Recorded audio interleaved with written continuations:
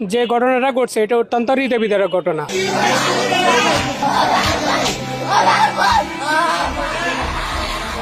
রায়পুরের মানুষ এই হত্যাকাণ্ডের তীব্র নিন্দা জানাচ্ছি। আসসালামু আলাইকুম। লক্ষ্মীপুরের রায়পুরের ঘটনা আপনারা সবাই জানেন। মর্মান্তিক একটি হত্যাকাণ্ড। পুরো পরিবারের 5 জন সদস্য, তার মধ্যে 4 জনকেই হত্যা করা হয়েছে এবং একমাত্র ছেলে সে জীবিত আছেন। এই ঘটনা নিয়ে জানতে গিয়ে যেটা জানলাম যে সেখানে এই পরিবারের একমাত্র যিনি কর্মক্ষম ব্যক্তি ছিলেন, অর্থাৎ এই যে নারী মারা গিয়েছেন তার 3 মেয়ে সহ তার স্বামী গেল বছর তিনি কাজ করতেন, তিনি হঠাৎ করে মারা যান। তো তিনি মারা যাওয়ার বিদ্যুৎ স্পষ্ট হয়ে সম্ভবত মারা গিয়েছে। তো উনি মারা যাওয়ার পরে এই মহিলা তার মেয়েরা টিউশনি করে নানানভাবে নিজের বাবার বাড়ি থেকে সংসার কোনো রকম চলছিল। এরই মাঝখানে ঘটলো এই ঘটনা এবং এই ঘটনায় একজনকে সেখানে গণপিটুনি দিয়ে, তাকেও সন্দেহভাজন একজন ছিল, তাকে মারা হয়েছে। এই ঘটনার সাথে আসলে আমি মনে করি না যে 4 জন মানুষকে একজন ঢুকে তারপরে সবাইকে কুপিয়ে মেরে ফেলাটা এত সহজ বিষয়। আমার মনে হয় তার সাথে আরও কারা ছিল সেটাও খুঁজে বের করা উচিত। আমার আলোচনার মূল বিষয়টা না, এটা আপনারা এর মধ্যে সবাই জানেন। আপনাদেরকে প্রথম আলোর খবর, একটু খবরটা, যে খবর এটা নিয়ে 2-3টা খবর তারা করেছে এই বিষয়ে। সেখানে যেই ঘাতক যে কিনা মারা গিয়েছে তার নাম হচ্ছে অন্তর মজুমদার। তো বাংলাদেশিদের নাম তো অনেক, মুসলমানের নামও আছে অন্তর, অন্তর। তবে তার বাপের নামটা বললে আবার কার্তিক মজুমদার, এটা বললে আবার তখন স্পষ্ট হয় তার ধর্মীয় পরিচয় কি। যে কারণে প্রথম আলো কোথাও তাদের কোনো সংবাদে তার বাপের নামটা তারা উল্লেখ করে নেই। এবং শুধু প্রথম আলো, ডেইলি স্টার না, মোটামুটি বাংলাদেশের গণমাধ্যম যারা যারা আছে এটা নিয়ে ঘাতক, যুবক, এরকম টাইপের বক্তব্য দেওয়া হয়েছে। কেউই তার ধর্মীয় পরিচয় এখানে আনে নাই। আমি আগে থেকে পরিষ্কার করে নিই, ভাই আমি একজন মুসলমান, ঠিক আছে, কিন্তু আমি কেউ কারো ধর্ম নিয়ে কেউ জোর করে আমার ধর্মে চলে আসুক কিংবা আমার ধর্মের কোনো ধর্মীয় কোনো অনুশাসন পালনে কেউ বাধা দেখ, আমি কোনোটাই সাপোর্ট করি না। আমি নিজে একজন মুসলমান, খুব নাদান টাইপের মুসলমান। আমি নিজেই ভাই সব কিছু পালন করি না। তো আমি আরেক ধর্মের মানুষরা এখন মুসলমান মনে কিছু না। ভাই পৃথিবীতে 200 কোটির মতো মুসলমান আছে। এই 180 কোটি থেকে 200 কোটি এই মুসলমানেরাই তাদের কাজ করে না। নতুন মুসলমানের এত বানানোর জন্য ধর্মযুদ্ধ করতে আসি নাই। যে কারণে আমার কোনো সমস্যা নেই, আপনারা ধর্ম পালন করেন, আপনি একজনকে ভালোবাসতে পারেন। আমি এই ঘটনায় স্থানীয় 2-1 জনের কাছে যেটা জেনেছি যে সম্ভবত, এটা 100% শিওর না, সম্ভবত এই যে 3 জন মেয়ে মারা গিয়েছে তাদের বড় বোনটার সাথে অথবা 2 নম্বর বোনটার সাথে এই অন্তর মজুমদারের কিছু একটা হয়েছিল। মানে প্রেম হয়েছিল কিনা এটা না, তবে কিছু একটা হয়েছিল। সেটার প্রেক্ষিতেই এই আস্তে আস্তে এই ঘটনা ঘটে। আচ্ছা, এখন কি হয়েছিল সেটা হচ্ছে মূল বিষয়। ধরেন একজন হিন্দু মানুষ একজন মুসলমানকে ভালোবাসতেই পারে, একজন মুসলমান একজন হিন্দুকে ভালোবাসতে পারে। আমি একদম কোনো সমস্যা নাই। কোনো মেয়ে যদি নাকি উইলিংলি যদি মনে করে সে মুসলমান হয়ে যাবে, ব্যাপার না, তারা জোর করে আনা যাবে না। আবার একজন মুসলমান মেয়ে বা পুরুষও যদি মনে করে যে হিন্দু ছেলেকে বা মেয়েকে বিয়ে করবে, আমার কোনো সমস্যা নেই। আমি আগে পরিষ্কার করে নিলাম আমার জায়গাটা। এখন কথা হচ্ছে, এই ছেলে এই বাসাটায়, যেই বাসাতে এই 4 জন খুন হয়েছে, এই বাসাতেই গেল কয়েক মাস আগে ভাড়া ছিল। এবং ভাড়া থাকা অবস্থায় এই যে বললাম যে কিছু একটা হয়েছিল, সেই অবস্থায় কতটুকু কি হয়েছিল সেটা আমি আপনাদেরকে শতভাগ নিশ্চিত হতে পারিনি, যেহেতু আমি বলতে পারবো না। তবে যেই পর্যন্তই গিয়েছে, একটা পর্যায়ে গিয়ে ওই মেয়ে জানতে পারে যে তার পরিচয় হচ্ছে সে হিন্দু। সে আগে হিন্দু পরিচয় দিয়ে এখানে আসে নাই। আচ্ছা, এইটা জানার পরে সেই মেয়ে আর আগায় নেই। বাট আবারও কিন্তু রিপিট করছি যে সেই মেয়ের সাথে প্রেম হয়েছিল কি না, কি হয়েছে, আমি এই ব্যাপারে নিশ্চিত হই নাই। বাট যতটুকু এগিয়েছিল, যখন সে জানতে পেরেছে যে সে হিন্দু, ওই মেয়ে তখন স্টপ করেছে। তখন এই অন্তর মজুমদার শুরু করে জোর জবরদস্তি করে তাকে সে ভোগ করবে, তাকে বিয়ে করবে, নানান ধরনের হুমকি দিতে থাকে। তার আপনার সামাজিকভাবে তাকে হেয় প্রতিপন্ন করবে, নানান হুমকি টুমকি দিতে থেকেছে। এর এক পর্যায়ে এসেই এইভাবে মারা গেল। এখন যতটুকু আমি বললাম এতটুকু আপনি মনে করেন এটা ঘটতেই পারে। মুসলমান ছেলেও মহিলাদেরকে মারে, মানে মহিলা কি বলে গার্লফ্রেন্ডকে হত্যা করেছে, স্ত্রীকে মেরেছে, স্ত্রী তার পরকীয়া প্রেমিককে নিয়ে তার স্বামীকে মেরেছে, এরকম অনেক ঘটনা ঘটেছে। আমি এই ঘটনাটা এই পর্যন্ত রাখলাম। বাট আমার আজকে আপনাদেরকে যে কথাগুলো বলার কারণ কেন হলো এই ঘটনাটাকে নিয়ে, সেটার একটা কারণ আছে। বাংলাদেশে বিশেষ করে এই শেখ হাসিনার সরকার ক্ষমতায় থাকার সময়টাতে আমার হিন্দু ভাইদেরকে কিছু কিছু জায়গায় তাদেরকে কিছু সুযোগ দেওয়া হয়েছে, এবং তারা মনে প্রাণে আবার একটা বিশাল অংশ ভারতের সাথে অখণ্ড ভারত বানানোর জন্য একটা স্বপ্ন তারা দেখে। এবং এই স্বপ্ন কিন্তু মানে আমি জানি না কত পার্সেন্ট বলবো, বাট অনেক মানুষ আছেন, অনেক হিন্দু দাদারা আছেন আমাদের সাথে খুব মিষ্টি মিষ্টি করে কথা বলেন, মনের মধ্যে কিন্তু ওইটা লালন করেন। আমাদের সাথে আর যখন আসে কথা বলে তখন কিন্তু বুঝতে পারবেন না তার মনের ভিতরে আসলে কি। যদি সুযোগ আসে কোনো দিন, তারা শুভেন্দুর মতো চেহারা পাল্টায় তারপরে বুঝাই দিবে যে আসলে ঘটনা কতটুকু কি হইলো। হ্যাঁ, এটা কিন্তু তারা তখন জানতে পারবেন।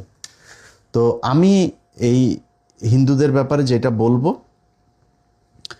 তাদের মধ্যে একটা অংশ হিন্দু মহাজোট, এবং বিশেষ করে এই দুইটা হিন্দু মহাজোট এবং হিন্দু জাগরণ মঞ্চ, এই দুইটা সংগঠন প্রচণ্ড রকমের কট্টর তারা একটা পন্থা অবলম্বন করে। এবং তাদের গ্রুপে আমি কিন্তু আমার 15 মিনিটসের মধ্যে আমার ইউটিউব চ্যানেলে সেই ভিডিও এখনও আছে, সেটার একটার বোধহয় আমার যতটুকু শিরোনাম মনে আছে যে ওরা পেটে বাচ্চা দিয়ে ভেগে যায় বা চলে যায়, এরকম থাম্বনেল দেওয়া ছিল শিরোনাম।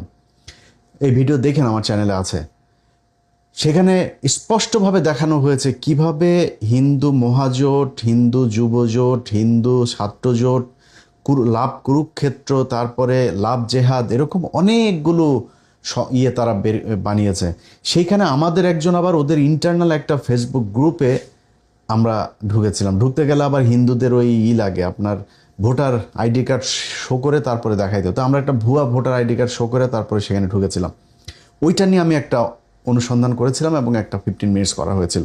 সেইখানে তারা একটা সিন্ডিকেট তৈরি করেছে। সে সিন্ডিকেট কি, একটা আমার অনেকগুলো তাদের চ্যাটিং মনে আছে। একটা জায়গায় ওরা বলছে যে দাদা, মানে ওরা খুব মজা করে যে একজন হিন্দু একটা মেয়েকে আপনার করেছে, হ্যাঁ, তারপরে মানে মুসলমান একটা মেয়েকে ওরা মানে খারাপ কাজ করেছে, এবং করার পরে সেটা নিয়ে ওরা ওইখানে আবার হাসাহাসি করে। একজন জিজ্ঞেস করছে গ্রুপে যে দাদা আমি কোথায় কিভাবে করবো, আমি তো একটাও খেতে পারলাম না, মানে খুব বাজেভাবে কথাগুলো বলে তারা। তো ওই আরেকজন আবার সেখানে উত্তর দিচ্ছে যে গাজীপুর, সাভার, তারপরে নারায়ণগঞ্জ, এইসব জায়গায় গেলে, গার্মেন্টসে গেলে এইসব জায়গায় খুব সহজে খেতে পারবা। মানে ওই জায়গায় একটু গরিব মেয়েরা, তারা ওই যার সাথে হয়তো সম্পর্ক হয়তো না বুঝেই সম্পর্ক হয়ে গিয়েছে, কার কোথায় বাড়ি সেটাও যে যেভাবে পরিচয় দিয়েছে সেইভাবেই হয়তো ওরা বিশ্বাস করেছে, এইভাবে তারা আর নাম পরিবর্তন করে, ভোটার আইডি কার্ড পরিবর্তন করে, এইসব করে তারা এই বিভিন্ন জায়গায় গিয়ে করে মুসলমান পরিচয় দিয়ে প্রথমে সম্পর্ক করে, এরপরে বিয়ে করে, 2-3টা বাচ্চা হয় বা একটা বাচ্চা হয়, তারপরে সেই মেয়েটাকে কিছু কিছু ক্ষেত্রে আবার এই সন্তান দিয়ে ডিভোর্স দেয়, কিছু কিছু ক্ষেত্রে এই মেয়েদেরকে আবার এরকম, আমার ওই প্রোগ্রামেই ছিল, ভারতে নিয়ে গিয়েছে, ভারতে নিয়ে সেখানে আপনার পতিতালয় পর্যন্ত বিক্রি করে দেওয়া হয়েছে, এরকম ঘটনা ঘটেছে। এখন এই যে উদ্দেশ্য প্রণোদিত একদম সুপরিকল্পিতভাবে মুসলমান মেয়েদেরকে এইভাবে আপনার ধর্ষণ করে তারপরে তাদেরকে এই পেটে বাচ্চা দিয়ে তারপরে তারা চলে যাওয়া, এবং এই যে পরিকল্পনা, এইটা এই গোবিন্দ প্রামাণিক তার হিন্দু মহাজোটের কেন্দ্রীয় পরিকল্পনা, একদম সবার সমন্বয়ে এই সিদ্ধান্ত তারা নিয়েছে। একটা দুইটা না, শত শত ঘটনা এরকম বাংলাদেশে ঘটেছে। এই ঘটনাগুলোর মধ্যে আমাদের একটা গ্রুপ এটার বিরুদ্ধে কাজ করেছে, এবং তারা বিভিন্ন জায়গাতে কিছু সমস্যায় আপনার সম্মুখীন হয়েছে। সেই সমস্যাগুলো কীরকম, ধরেন যখন কোনো মেয়ে, হিন্দু কোনো মেয়ে আপনার এই মেয়েকে মুসলমান ছেলে বিয়ে করে, তখন ওই হিন্দু মেয়ের বাবা করে কি, এই থানায় গিয়ে অপহরণ মামলা করে, এবং পুলিশ খুব তৎপর হয়ে যায়, তাৎক্ষণিক তার পরিবারের তাকে না পেলে তার ভাই বাপ মা সবাইরে ধরে নিয়ে আসে। আচ্ছা, একইভাবে আমি কিন্তু শুরুতেই বলেছি যে যদি কেউ মনে করে যে হিন্দু মেয়ের সাথে মুসলমান ছেলে প্রেম করবে বা মুসলমান মেয়ের সাথে যদি নিজেদের স্বেচ্ছায় যদি করে থাকে, ঠিক আছে, কিন্তু আপনি যখন মুসলমান মেয়েকে ছেলে যখন হিন্দু মেয়েকে প্রেম করলো তখন আপনি পুলিশ বিশাল তৎপর হয়ে গেলেন। একই ঘটনা মুসলমান এই মেয়েকে যখন হিন্দু ছেলে এইভাবে নিয়ে যায় এবং এই মুসলমান মেয়ের বাবা যখন কিনা মামলাটা করে, আমি সবশেষ আমাদের গাজীপুরে আপনার পুবাইল থানায় এইখানে একজনকে উদ্ধার করেছিলাম। ওই সময় ছিলেন পুলিশের কমিশনার ছিলেন নাজমুল করিম সাহেব, এবং ওই থানার ওসিও আমাদেরকে যথেষ্ট সহায়তা করেছে। আমি ফোন করে বললাম যে ভাই এই ব্যাপার, এই মুসলমান মেয়েটাকে হিন্দু ছেলেটা এইভাবে পরিচয় না দিয়ে, মাদ্রাসার ছাত্রী, আপনাদের মনে আছে হয়তো যে বোরকা পরা একটা মাদ্রাসার ছাত্রী, সেই হিন্দু ছেলে তার সম্মান নষ্ট করেছে। অনেকে এটা নিয়ে মেয়ের বিরুদ্ধেও কথা বলেছেন, বাট মেয়ে জানতো না যে সে হিন্দু। এইভাবে উদ্ধার করতে গেলে বেশিরভাগ ক্ষেত্রে যখন হিন্দু মেয়ে হয় পুলিশ খুব দ্রুত ব্যবস্থা নেয়, আবার মুসলমান মেয়ে যখন হয় তখন আবার এই ব্যাপারে আপনার হিন্দুদেরকে ধরা, তার পরিবারের লোকজনের নিয়ে ধরা, এটা আবার করে না। এই ঘটনাটা গেল 15 বছর ধরে সবচাইতে বেশি ঘটেছে এবং সেটার ধারাবাহিকতা কিছু থানায় এখনও এটা করা হয়। তারা মুসলমান মেয়েদেরকে নিয়ে গেলে তখন আর অপহরণ মামলা হয় না, কিন্তু হিন্দু মেয়েদেরকে মুসলমান ছেলে যদি বিয়ে করে তখন আবার অপহরণ মামলা করে সাথে সাথে তারা ধরে নিয়ে আসে। এই ঘটনাগুলো ঘটছে কারণ হাসিনার সময় এই প্রশাসনটা এমনভাবে হয় ডিসি, না হইলে এসপি অথবা সার্কেল এসপি অথবা 2-3 থানার ওসি, সব তাদের এই চক্রবর্তীদের লোকজন এখানে থাকতো। এইভাবে তারা যখন যেই সমস্যায় পড়েছে সাথে সাথে তারা এই জিনিসগুলোতে এইভাবে এই মুসলমানদের বিরুদ্ধে কাজ করত। অতএব এই ঘটনাগুলোর প্রেক্ষিতে আমরা এই সবশেষ এই যে রতন মজুমদার যে ঘটনা ঘটিয়েছে, কার্তিক মজুমদারের ছেলে, আমরা মনে করি এই রতন মজুমদারের যেই আশপাশে যেসব লোকজন, তার যে চলাফেরা, তার হিন্দুদের, তার ফেসবুকেও সে ওই যে রংপুরের বিষয় নিয়ে ভীষণ রকমের সরব ছিল। তারপরে এই ঘটনার পরপরও তার অনেক বন্ধুবান্ধব এই হিন্দু মহাজোটের এরাই অনেক জায়গায় তারা লেখালেখি করেছে যে এইভাবেই করা হবে, শায়েস্তা করা হবে যদি আমাদের সাথে খেলতে আসো। তো ভাই, যেই ঘটনা ঘটেছে তারে তো গণপিটুনি দেওয়া হয়েছে, তাকে মেরে ফেলা হয়েছে।